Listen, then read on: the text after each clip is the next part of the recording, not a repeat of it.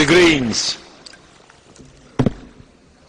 Chers collègues, j'avoue que j'aurais aimé que ce Parlement soit à la hauteur de la fierté des Tunisiens qui ont su abattre le dictateur Ben Ali. Chers collègues, le dictateur est tombé, mais la dictature, la structure de la dictature existe toujours en Tunisie. Et aujourd'hui, il faut faire très attention.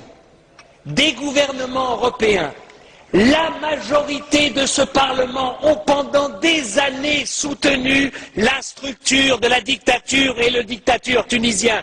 Encore la semaine dernière, la majorité des groupes refusaient un débat sur la Tunisie et refusaient une condamnation de Ben Ali. Ce qu'a fait la ministre des Affaires étrangères française, la ministre des Affaires étrangères, n'est que le dernier exemple de la complicité de l'Occident. Et pourquoi ? Pour la peur, parce qu'on avait peur de l'islamisme. On a raison d'avoir peur de la dictature, de l'islamisme. Mais quand on a vu ces jeunes, quand on a vu ces Tunisiens qui n'avaient rien d'islamiste, qui se battaient pour la liberté, et M. Sidi Bouzid, qui s'est immolé, c'est le Yann Palach de la Tunisie, et quand Yann Palach s'est immolé, tout ce Parlement était derrière lui. Nous ne sommes même pas capables d'être derrière Sidi Bouzid. Voilà la vérité de ce Parlement. Alors maintenant, il s'agit d'agir pour la Commission. Il s'agit simplement de dire une chose, de dire aux Tunisiens, une élection démocratique dans un pays qui vient de sortir de la dictature ne se fait pas en 2 mois. Il n'y a pas une base de démocratie. La liberté d'expression, les médias, les radios, la télévision n'existent pas. Il n'existe qu'une imprimerie d'État. C'est pour cela que je demande à la Commission qu'elle prenne l'argent de l'accord d'association et qu'elle mette cet argent au service de la liberté d'expression en Tunisie et non pas au service d'organisations gouvernementales tunisiennes. Deuxièmement, le gouvernement de transition n'est pas un gouvernement d'unité nationale. Pourquoi ?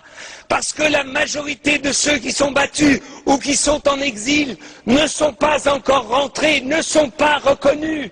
Donc il faudra du temps pour que des forces démocratiques, non pas des forces qui avaient été reconnues entre guillemets par Ben Ali, mais des forces réellement démocratiques puissent se développer. L'Union européenne doit démontrer que pour nous, ce qu'il se passe en Tunisie, c'est la clé de la compréhension et de l'espoir pour tous les pays arabes. Tous les pays arabes, tous les pays arabes, tous les pays arabes. Démocratie et islam veulent aller de pair. Et si nous sommes capables de soutenir la démocratie tunisienne en train de naître, eh ben nous verrons qu'en Égypte, en Jordanie, en Syrie et partout, le peuple et les peuples vont s'élever contre leurs dictateurs. Nous avons une responsabilité, nous tous ici, parce qu'enfin, des Tunisiens, donc une partie du monde arabe, nous montre que l'espoir de liberté qu'on a vu en 89 dans les pays de l'Est, ce même espoir est aujourd'hui en train de naître dans un pays comme la Tunisie, demain en Algérie, après-demain en Égypte ou en Jordanie. Donc, c'est pour ça que c'est inimaginable que ce Parlement, eh bien, reste assis, dit « Oh oui, peut-être, on ne sait pas.